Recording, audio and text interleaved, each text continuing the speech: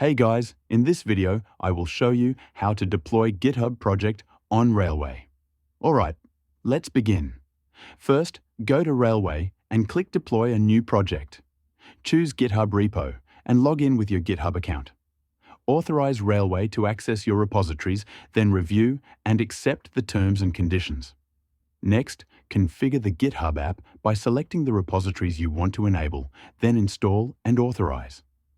After redirecting to the Railway dashboard, click New in the top right corner, then GitHub Repo.